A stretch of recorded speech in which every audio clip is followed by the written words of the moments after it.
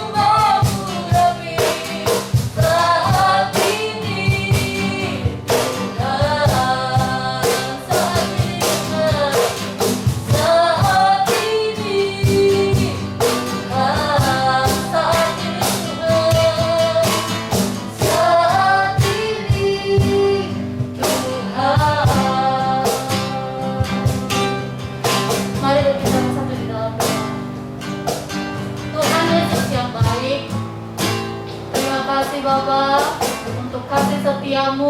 Kalau kami boleh ada hari ini, kami bertemu kembali dengan adik-adik yang akan belajar, bertemu kembali dengan guru-guru yang akan mengajar. Kiranya Tuhan Engkau memberkati kelas pelajaran kami hari ini dari awal hingga akhirnya. Kiranya Tuhan memberikan kami hikmat yang daripada Tuhan untuk kami boleh mengerti pelajaran yang diajarkan oleh guru-guru kami. Tuhan menutup bungkus kami di dalam pertemuan kami hari ini. Kami menyerahkan dari awal hingga akhir kelas online kami ini Tuhan. Kiranya Tuhan tutup bungkus guru-guru kami yang mengajar maupun kami yang menerima pelajaran. Kiranya Tuhan mengurapi kami. Kami sudah berdoa dan mengucap syukur. Haleluya. Amin. Kita mau tetap menyembah Tuhan. Kita mau angkat pujian, penuhkanlah bejanaku. Kita mau setiap materi yang diajarkan oleh kakak-kakak nanti boleh kita terima dan kita mengerti apa yang diajarkan, karena itu adalah kebenaran firman Tuhan. Kita katakan, aku datang dan aku bersujud.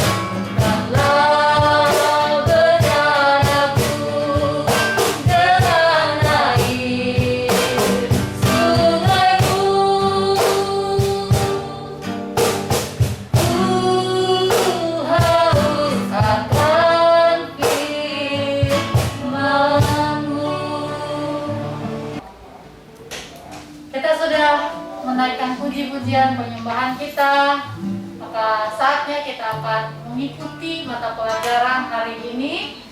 Kita mau bukan sekedar menonton video saja, tapi kita mau sama-sama mengerti, belajar satu kebenaran firman Tuhan lewat materi yang akan diajarkan oleh kakak-kakak.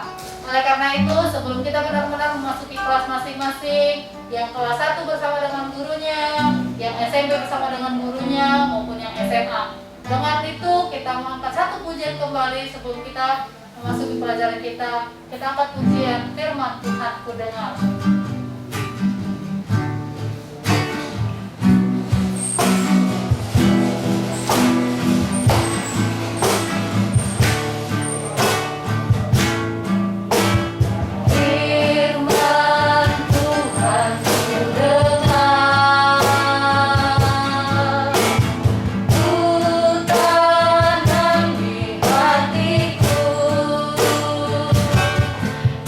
Rindu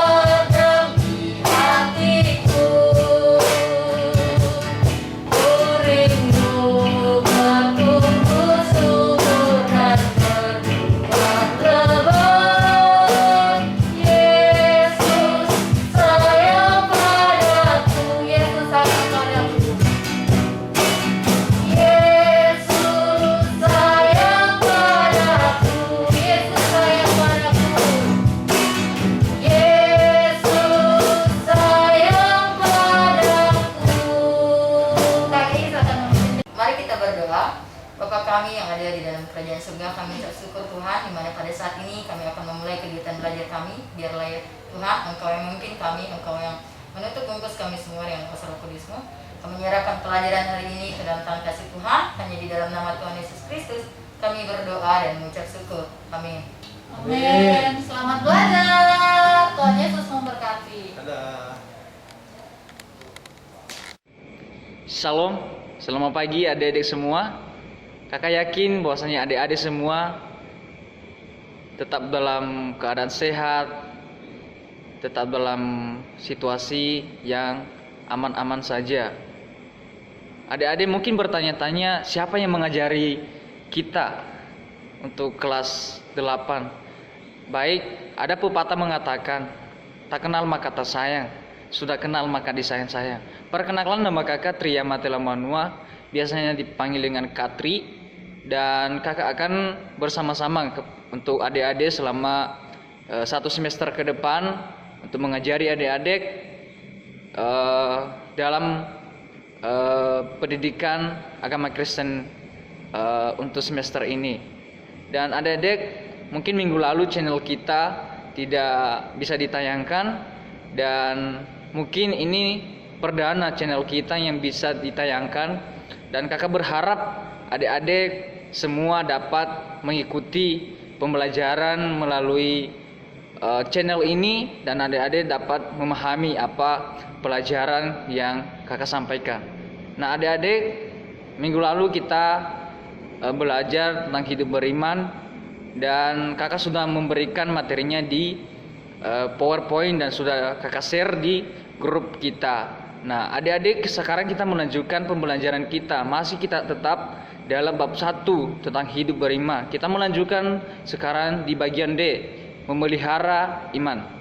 Adik-adik, dalam 2 Timotius 4-7-8, Rasul Paulus menuliskan, aku telah mengakhiri pertandingan yang baik, aku telah mencapai garis akhir, dan aku telah memelihara iman. Sekarang telah tersedia bagiku mahkota kebenaran yang akan dikaruniakan kepadaku oleh Tuhan, Hakim yang adil pada harinya, tetapi bukan hanya kepadaku, melainkan juga kepada semua orang yang merindukan kedatangannya. Ini adalah salah satu kita belajar tentang Rasul Paulus, bagaimana cara untuk memelihara imannya kepada Tuhan.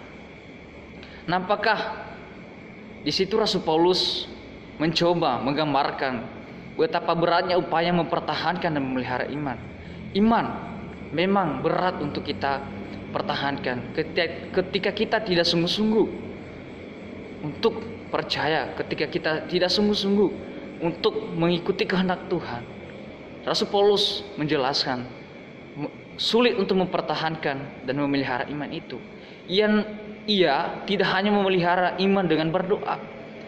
Rasul Paulus hanya berdoa kepada Tuhan, namun juga ia bersaksi kepada semua orang, memberitakan Injil Kerajaan Allah, berani mengatakan kebenaran dan menegur yang bersalah, memiliki penguasaan diri, sabar dan tabah dalam penderitaan.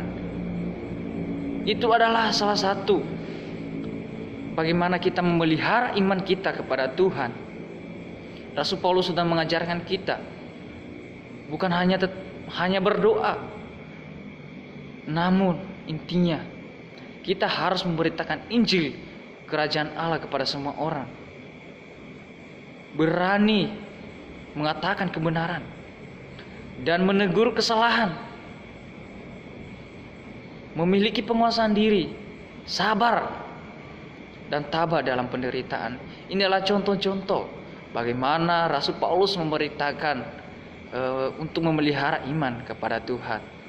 Dan kita harus lakukan, bukan hanya kita mendengar saja, bukan hanya kita sekedar berdoa kepada Tuhan. Iman tanpa perbuatan adalah sia-sia atau mati. Maka adik-adik semua, tetaplah peliharalah iman yang ada dalam pribadi adik-adik semua. Mari kita kembangkan setiap iman kita dengan sungguh-sungguh dan terus berserah kepada Tuhan. Kalau kita lihat dalam Efesus 2:8-9 tertulis, sebab karena kasih karunia kamu diselamatkan oleh iman. Itu bukan hasil usahamu, tetapi pemberian Allah. Itu bukan hasil pekerjaanmu. Jangan ada orang yang membanggakan dirinya. Kita selamat, kita diselamatkan oleh Tuhan. Itu bukan karena hasil usaha kita, itu bukan karena hasil pekerjaan kita, tetapi itu adalah oleh iman kita kepada Tuhan, sehingga kita bisa diselamatkan hanya melalui iman. Nah, adik-adik semua, mari kita terus berpegang teguh pada iman kita. Jangan kita goyah, jangan kita diombang-ambingkan oleh hal-hal duniawi, oleh lingkungan-lingkungan kita, tetapi kita harus berpegang teguh pada kepercayaan kita, pada iman kita kepada Tuhan. Dalam Efesus 6 ayat 13 sampai 18 dijelaskan di situ kita harus menggunakan perlengkapan senjata Allah, yaitu perisai iman. Ya, adik-adik bisa baca nanti di Efesus 6 13 sampai 18 apa yang kita gunakan, yaitu perlengkapan senjata Allah, yaitu perisai iman. Artinya apa? Manusia beriman harus selalu berdekatkan diri kepada Allah dan melakukan kehendak-Nya. Bukan hanya kita sudah memiliki iman, kalau tidak melakukan, semuanya kan sia-sia. Tetapi kita harus memiliki perisai iman dan harus selalu mendekatkan diri kita kepada Tuhan dan melakukan kehendak-Nya. Apa kehendak Tuhan? Sudah otomatis adalah kehendak Tuhan adalah kita harus melakukan perbuatan baik sesuai dengan firman Tuhan. Melalui doa, orang-orang beriman bisa datang lebih dekat kepada Tuhan.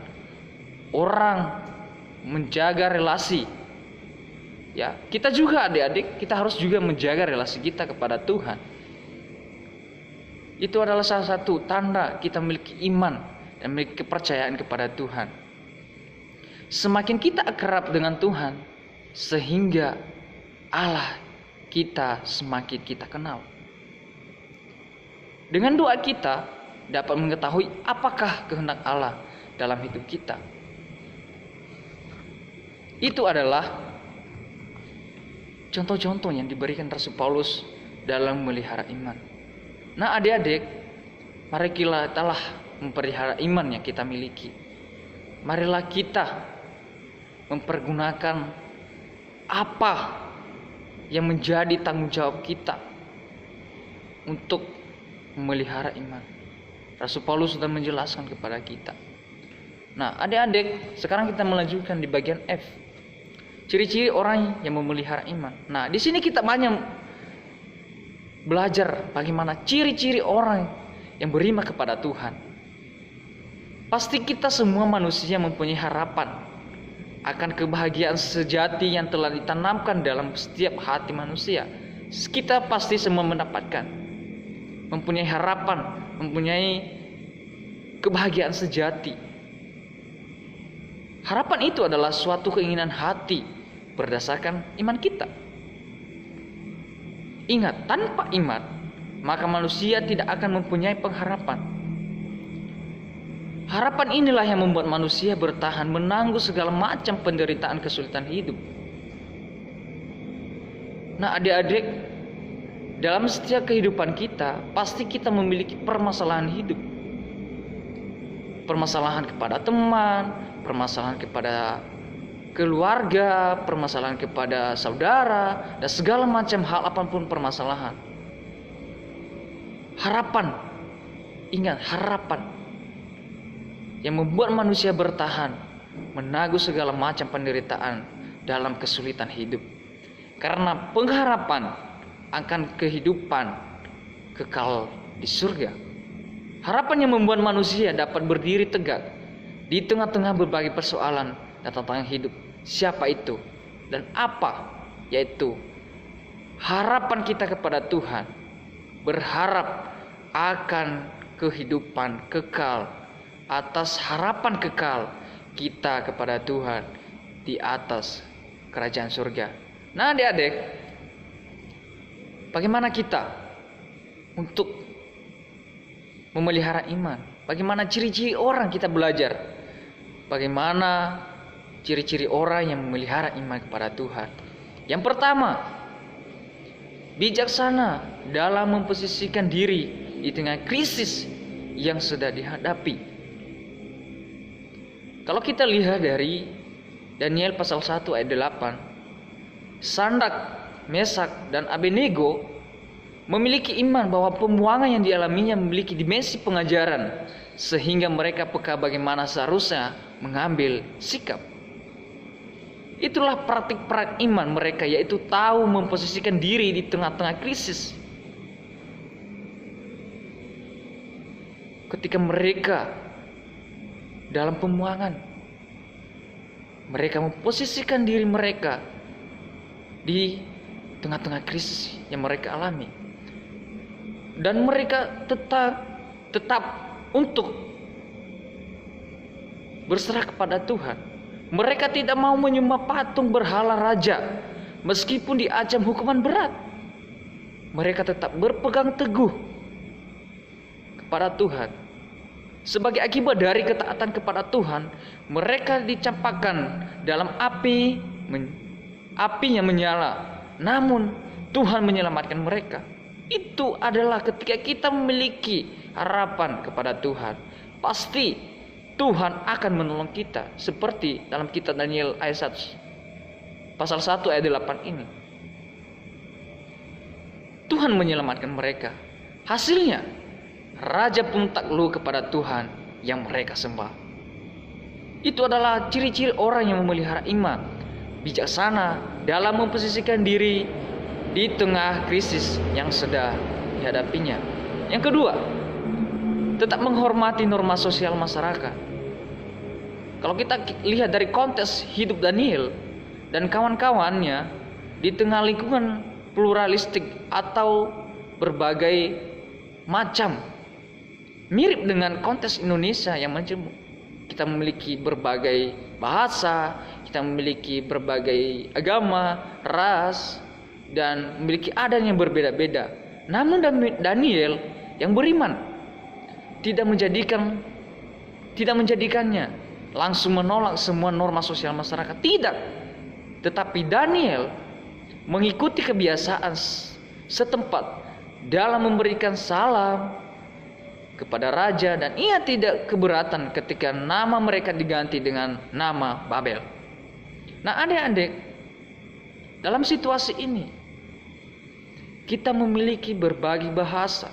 Kita adalah orang-orang Indonesia dalam keadaan kemajemukan, perbedaan berbagai macam. Tetapi mari kita menyesuaikan diri kita, tetap menghormati norma sosial masyarakat. Itu adalah ciri-ciri orang yang memelihara iman. Seterusnya, yang ketiga, menerima keterbatasan sebagai manusia. Manusia adalah makhluk yang diciptakan Allah. Sebagai ciptaannya, manusia memiliki keterbatasan. Kita manusia, pasti kita memiliki keterbatasan. Maka manusia menggantungkan hidupnya pada Tuhan. Kita saat ini, kita hanya bergantung kepada siapa? Otomatis kepada Tuhan. Tuhan kita siapa? Yaitu Yesus Kristus. Percaya dan memberikan diri dipimpin oleh Tuhan tidak berarti manusia bersikap pasif. Orang beriman termotivasi untuk belajar dan bekerja dengan giat. Mari kita terus melakukan apa yang dikehendaki Tuhan. Kita harus terus memiliki motivasi belajar dan bekerja dengan giat. Yang keempat, terus menjaga dan membina hubungan yang kerap dengan Tuhan melalui doa dan membaca Alkitab. Ini adalah hal yang sepele buat kita, dan kita kadang jatuh untuk melakukannya. Tetapi mari kita belajar bersama-sama, adik-adik dan kakak sendiri belajar bagaimana menjaga dan membina hubungan yang akrab dengan Tuhan melalui doa dan membaca Alkitab. Berbagai persoalan yang dihadapi dalam hidup, baik itu menyenangkan maupun tidak menyenangkan, dalam segala sesuatu orang beriman tetap memelihara hubungan yang akrab dengan Tuhan. Mari kita, adik-adik semua, mari kita memelihara hubungan kita dengan Tuhan melalui doa dan membaca Alkitab. Mari kita terus melakukan. Hal itu dilakukan melalui kesetiaan dalam berdoa dan membaca Alkitab. Yang kelima, tetap setia apapun keadaannya. Orang beriman tetap setia dan percaya pada Tuhan dalam menghadapi berbagai masalah kehidupan. Ketika kita mengalami berbagai masalah kehidupan, ketika kita mengalami berbagai kesulitan yang serumit apapun, tetapi kita punya pengharapan, kita beriman kepada Tuhan. Ingat, Tuhan pasti akan bersama kita. Apapun masalah hidup kita, mari kita menyerahkan kepada Tuhan. Iman mereka tidak pernah surut dan tidak hilang percaya kepada Tuhan. Itu adalah ketika kita sudah beriman, iman kita tidak pernah surut, tidak pernah hilang percaya kepada Tuhan. Banyak masalah, banyak kesulitan yang serumit apapun, ingat, ketika kita sudah benar-benar yakin dan percaya, maka Tuhan akan menolong kita. Adik-adik semua, terkadang dalam menghadapi masalah, apalagi jika masalah itu berat sekali, bahkan pengen tidak mau menyelesaikan dan pengen mau untuk menghilang. Manusia cenderung meragukan Tuhan, sudah pasti. Ketika kita tidak dijawab doa kita oleh Tuhan, pasti, Tuhan kenapa nggak jawab doa saya? Tuhan kenapa begini ya? Padahal Tuhan itu Allah yang setia. Kenapa pas saya minta berdoa, Tuhan berikan ini, Tuhan tidak langsung jawab? Itu adalah semuanya adalah proses. Kita harus menikmati setiap proses yang diberikan Tuhan kepada kita. Tidak mungkin kita berdoa Tuhan ini berikan, tidak langsung Tuhan berikan saat itu. Ada prosesnya. Dan begitu juga bangsa Israel sering melakukannya ketika mereka berada di padang gurun. Padahal Tuhan telah melakukan banyak mukjizat bagi mereka. Ketika menghadapi kesukaran, mereka bersungguh-sungguh dan meragukan Tuhan. Bukannya kita saat ini yang meragukan Tuhan. Pada zaman dahulu juga orang-orang Israel yang meragukan Tuhan. Mereka tidak memperhatikan dan mereka tidak percaya tentang mukjizat-mukjizat yang telah melakukan banyak mukjizat oleh Tuhan.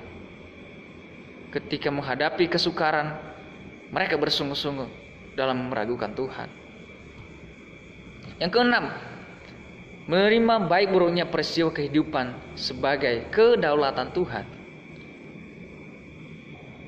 Orang beriman menerima berbagai peristiwa yang terjadi dalam kehidupannya seraya mengakui kedaulatan Allah dalam hidupnya. Hal ini berbeda dengan sikap pasrah yang fatalistik. Tentu saja dalam menghadapi masalah, orang beriman akan berupaya mengatasi, tetapi tidak mengandalkan kemampuannya sendiri. Namun sambil berupaya mereka tetap berdoa dan percaya kepada Tuhan. Nah, ini menarik sekali adik-adik. Kenapa kakak bilang menarik? Apapun keadaan kita, menerima baik buruknya peristiwa kehidupan sebagai kedaulatan Tuhan. Jangan kita memaksa kehendak Tuhan, tapi mari kita terus berdoa dan percaya kepada Tuhan bahwa setiap permasalahan jangan kita tetap pasrah, jangan kita putus asa, tetapi mari kita berdoa dan berserah kepada Tuhan. Nah, adik-adik, nanti untuk rangkuman bab 1 bisa adik-adik lihat kita sudah menyelesaikan bab 1 2 kali pertemuan. Sungguh luar biasa Tuhan ya, kita bisa menyelesaikan 2 kali pertemuan untuk satu bab ini. Nah, adik-adik bisa lihat nanti di slide yang kakak kirim nanti di grup WhatsApp kita. Bisa adik-adik lihat rangkumannya apa untuk bab 1. Nanti ada di slide yang ke-11. Nah, adik-adik tugasnya juga jangan lupa untuk tugas kedua. Adik-adik sudah menyelesaikan tugas pertama minggu lalu dan sekarang adik juga ada tugas yang kedua. Dan adik-adik bisa lihat di slide yang ke-12. Itu tugas yang dikerjakan untuk pengumpulan nanti kakak informasikan di grup WhatsApp kita. Nah adik-adik, setiap tugas jangan lupa untuk dikirim di grup kita, dan juga jangan lupa untuk dokumentasi saat adik-adik belajar di rumah dalam mengikuti pembelajaran kita saat ini. Nah adik-adik, mari kita melanjutkan pembelajaran kita. Kita sudah menyelesaikan bab 1 2 kali pertemuan, dan sekarang kita melanjutkan pembahasan kita untuk bab 2. Nah, di sini dari bab 1 ke bab 2 berkesinambungan. Di bab 2 ini kita belajar tentang bagaimana hidup berpengharapan. Kita belajar di bagian A yang pertama, berharap akan kedatangan Mesias. Pasti pengharapan kita yaitu kepada Yesus. Apapun kesulitan kita, apapun yang kita alami, pasti kita hanya berharap kepada Tuhan, bahwa Tuhan adalah satu-satunya yang memberikan semuanya untuk menyelesaikan setiap apa permasalahan dan apa yang kita minta kepadanya. Tuhan akan memberikan kepada kita. Kalau kita lihat dari sejak Salomo wafat, kerajaan Israel terpecah dua. Tidak ada lagi raja yang dapat membawa bangsa itu mencapai masa kejayaan seperti pada zaman Daud dan Salomo. Bahkan menjadi tawanan dan dibuang ke Babel. Selama itu umat Israel menanti-nantikan Allah untuk memulihkan mereka kembali menjadi bangsa yang merdeka dan makmur, seperti yang dinubuatkan oleh Nabi Yesaya. Bisa adik-adik lihat, buka Alkitabnya di rumah, Yesaya 40 ayat 1 sampai 2 dan Mikha pasal 5 ayat 1 sampai 2. Akan tetapi harapan mereka tidak juga terwujudkan. Ketika orang-orang Israel dibuang ke Babel, maka mereka menantikan Allah untuk memulihkan mereka kembali menjadi bangsa yang merdeka dan makmur. Nyatanya apa? Harapan itu tidak juga terwujud.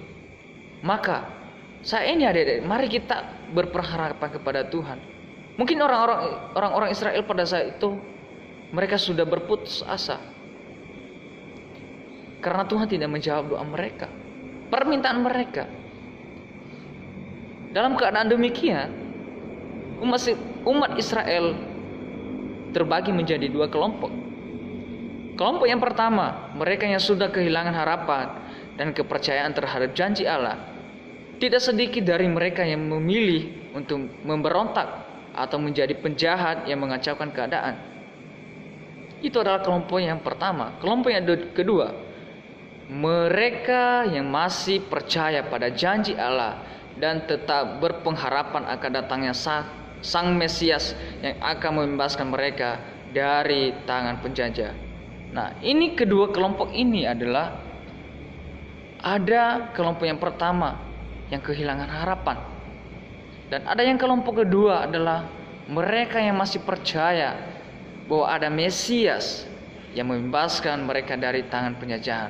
Nah, adik-adik semua, mana posisi kita saat ini? Apakah di kelompok pertama, kehilangan harapan, atau di kelompok kedua, untuk masih percaya dan masih ada harapan bahwa Sang Mesias pasti akan membebaskan kita? Adik-adik bisa menjawab dalam pribadi sendiri adik-adik dan merenungkan dalam kehidupan adik-adik. Nah, adik-adik semua, dalam kedua kelompok ini ada seorang bernama Simeon. Pasti adik-adik sudah mengenal namanya Simeon ya. Lukas menyebutkan Simeon sebagai seorang yang benar dan saleh yang menantikan penghiburan bagi Israel. Bisa adik-adik buka Alkitabnya di rumah, Lukas pasal 2 ayat 15. Ia dengan setia terus beribadah kepada Tuhan, berdoa, menyembah dan melayani Tuhan di bait Allah. Simeon percaya saatnya akan tiba bagi Allah untuk memenuhi janjinya kepercayaan terus dipegang dan dipelihara sampai masa tuanya. Itu adalah salah satu cerita Simeon. Dia tetap menyembah, berdoa, dan memuji Tuhan. Tentu tidak mudah bagi Simeon untuk terus mempertahankan keyakinan itu, apalagi di tengah ketidakjelasan nasib bangsanya. Mereka di pembuangan, dan mempertahankan keyakinan itu sulit. Juga keadaan fisiknya yang semakin menurun karena usianya lanjut, umurnya semakin bertambah, semakin tua. Tapi Simeon tetap berpengharapan kepada Tuhan. Ia tetap teguh meyakini bahwa ia akan melihat Sang Mesias yang ditunggu-tunggu itu. Ada bisa buka Alkitabnya di Lukas pasal 2 ayat 26. Di situ dijelaskan bahwa Simeon tetap berpengharapan kepada Tuhan bahwa Sang Mesias akan datang untuk membebaskan mereka dari penjajahan. Pengharapan Simeon tidak sia-sia. Suatu hari Roh Kudus menggerakkan hatinya untuk datang ke Bait Suci. Di sana ia bertemu dengan Maria dan Yusuf yang sedang membawa bayi Yesus. Sebagaimana aturan dalam hukum Taurat, beberapa hari setelah dilahirkan, setiap bayi laki-laki harus dibawa ke Bait Suci untuk diserahkan kepada Allah. Begitu melihat bayi Yesus, Simeon segera menggendongnya. Sambil ia memuji Tuhan, ia berseru, "Sekarang Tuhan, biarkanlah hamba-Mu ingin pergi dalam damai sejahtera sesuai dengan firman-Mu. Sebab mataku telah melihat keselamatannya daripada-Mu yang telah Engkau sediakan di hadapan segala bangsa, yaitu terang yang menjadi pernyataan bagi bangsa-bangsa lain dan menjadi kemuliaan bagi umat-Mu Israel." Lukas 2 ayat 29 sampai 32. Ada bisa merenungkan, bisa membaca kembali. Pujian ini adalah ungkapan sukacita Simeon bahwa ia boleh mengalami bagaimana janji Allah digenapi bukan hanya bagi dirinya sendiri, tetapi juga bagi seluruh umat Israel. Akhirnya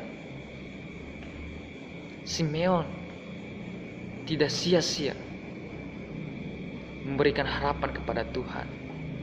Dia berdoa memuji Tuhan bahwa ia boleh mengalami bagaimana janji Allah digenapi bukan hanya bagi dirinya sendiri, tetapi untuk seluruh bangsa Israel. Mari kita lanjutkan di bagian B. Pentingnya memiliki harapan. Dari Simeon kita belajar bahwa pentingnya sekali untuk hidup berpengharapan. Tidak berputus asa, bahkan sebaliknya harus kita berpegang teguh pada keyakinan akan janji Allah. Nah, adik-adik semua, pasti kita memiliki harapan. Adik-adik, setiap pengharapan kita kadang terwujudkan, kadang juga tidak terwujudkan. Dan di sini dijelaskan bahwasanya jangan kita berputus asa. Kita harus berpegang teguh pada keyakinan akan janji Allah. Mungkin harapan kita misalnya untuk semester ini, nilai agama saya besar. Misalnya dapat 95, wis, mantap. Dan harapan kita tidak sesuai. Apakah kita mengecewakan Tuhan? Apakah kita mengecewakan guru kita? Tidak. Mari kita bertanya kepada diri kita sendiri. Kok harapan saya kok jadi 70 ya? Pada harapan saya 95. Nah, adik-adik, mari kita belajar untuk tidak berputus asa. Bahkan kita harus berpegang teguh pada keyakinan akan janji Allah. Semuanya adalah proses, semua adalah yang diberikan Tuhan waktu kepada kita, mari kita nikmati. Pengharapan akan membuat kita mampu bertahan dalam situasi yang sangat sulit sekalipun. Tuhan memberikan pengharapan kepada kita. Sesulit apapun dan serumit apapun, pasti Tuhan memberikan pengharapan kepada kita. Seorang yang memiliki pengharapan akan selalu tabah dan sabar. Sebab pengharapan akan memberikan kita alasan untuk terus bergerak maju, bukan mundur, maju. Ingat, maju. Dan bukan diam terpaku sambil meratapi keadaan. Bukan hanya diam. Aduh, misalnya adik-adik ketika harapannya tidak tercapai, aduh galau, melakukan hal yang Tuhan tidak inginkan. Misalnya pergi ke tempat-tempat yang tidak diinginkan, mabuk-mabukan. Ketika semuanya adik-adik berserah kepada Tuhan, bahwa setiap harapan kita, bahwa setiap kehidupan kita, masalah serumit apapun, mari kita menyerahkan kepada Tuhan. Kita yakin bahwa pengharapan kita akan dijawab oleh Tuhan. Kisah Simeon itu adalah salah satu contoh. Kita selalu belajar dari sebelumnya dijelaskan. Kakak sudah jelaskan tadi sebelumnya. Betapa pengharapan yang dipegang teguh tidak akan sia-sia. Apa wujudnya yang kakak jelaskan tadi? Semuanya Allah menggenapi apa yang dimintakan oleh Simeon. Bukannya dirinya sendiri, tetapi ingat untuk bangsa Israel. Bila sekarang ini hidupmu sedang mengalami bermacam masalah dalam kesulitan, entah itu di rumah atau di sekolah, janganlah berputus asa. Misalnya di rumah udah ditergu mama atau bapak dan kita harus pergi dari rumah, itu salah. Atau di sekolah misalnya sudah dipukul guru. Nah, semuanya itu hanya untuk kebaikan kita sendiri, untuk kebaikan adik-adik semua. Jangan setelah marahin di sekolah, sudah aku nggak mau sekolah lagi. Itu adalah salah satu keputusasaan. Tapi kita belajar dari kisah Simeon, bahwasanya jangan kita berputus asa. Tetaplah berpegang teguh pada pengharapan bahwa semua masalah dan kesulitan itu pada saatnya akan berlalu. Semuanya masalah, semuanya yang kita hadapi, semua apa yang kita harapkan, pasti Tuhan akan menjawab dalam setiap kehidupan kita, asal kita beriman. Pengharapan kita kepada Tuhan, bukan kepada hal-hal duniawi. Ingat, pengharapan kita kepada Tuhan. Kehidupan yang lebih baik di masa depan akan pasti adik-adik alami ketika adik-adik semua berjalan di jalannya Tuhan. Dengan demikian, adik-adik semua akan terus didorong untuk tetap berusaha dan berdoa sepertinya dialami Paulus. Dalam segala hal kami ditindas namun tidak terjepit, kami habis akal namun tidak putus asa. Itu adalah Rasul Paulus. Pasti ada dikenal Rasul Paulus di Perjanjian Baru, sangat terkenal Rasul Paulus dalam memberitakan Injil Kristus. Bisa ada buka di Alkitab 2 Korintus 4 ayat 8. Dalam segala keadaan sesulit yang kita hadapi, jangan pernah berputus asa. Berpeganglah teguh pada pengharapan bahwa akan ada saatnya segala kesulitan itu akan berlalu. Kuncinya adalah bertekun dalam berdoa dan jangan berhenti berusaha. Ada 2 poin di sini. Berdoa dan jangan berhenti berusaha. Kita berdoa, kita bertindak.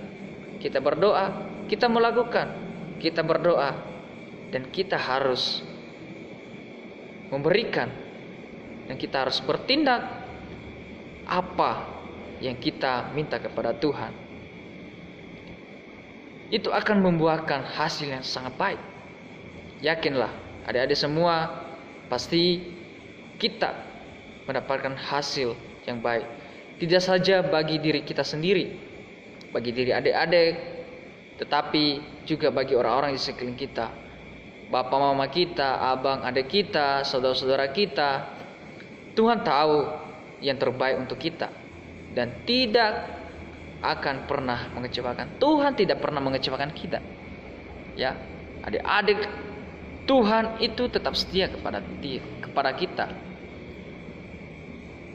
Tuhan tidak pernah mengecewakan setiap kehidupan kita. Nah, adik-adik, untuk materi bab 2 ini kita cukupkan sampai di sini. Minggu depan kita lanjutkan. Nah, adik-adik, tugasnya jangan lupa untuk dikerjakan. Untuk batas penyerahannya nanti kakak akan infokan di grup WhatsApp kita. Nah, adik-adik, jangan lupa untuk tetap semangat, tetap memiliki iman dan pengharapan kepada Tuhan, dan tetap berdoa bahwa pengharapan kita hanya kepada Tuhan. Nah, adik-adik, sebelum kita mengakhiri kelas kita pada saat ini, kakak mengajak adik-adik semua untuk kita berdoa kepada Tuhan. Mari kita berdoa. Bapa dalam surga, kami bersyukur dan berterima kasih kepadamu pada saat ini Tuhan. Kami bersyukur kami bisa belajar bersama-sama untuk hidup beriman, bagaimana kami melihara iman dan pentingnya pengharapan kepada Engkau Tuhan. Kami serahkan pembelajaran hari ini Tuhan. Engkau memberkati adik-adik kami yang belajar di rumah Tuhan. Biarkan semuanya Tuhan terus menolong mereka dan bisa mengikuti pembelajaran melalui channel ini Tuhan. Kami serahkan ke dalam tangan-Mu Tuhan. Tolong kami dalam mengajari adik-adik kami juga Tuhan. Biarkan Roh Kudus-Mu yang selalu bersama-sama dengan kami. Kami serahkan pembelajaran kami selanjutnya untuk minggu-minggu berikutnya. Biarkan Tuhan yang terus menolong kami. Hanya di dalam nama Tuhan Yesus Kristus kami serahkan ke dalam tangan-Mu. Dalam nama Tuhan Yesus Kristus kami telah berdoa dan mengucap syukur. Haleluya. Amin. Terima kasih adik-adik. Sampai ketemu di pembelajaran berikutnya. Tuhan Yesus memberkati adik-adik semua. Dan kiranya kita dalam keadaan sehat dan walafiat.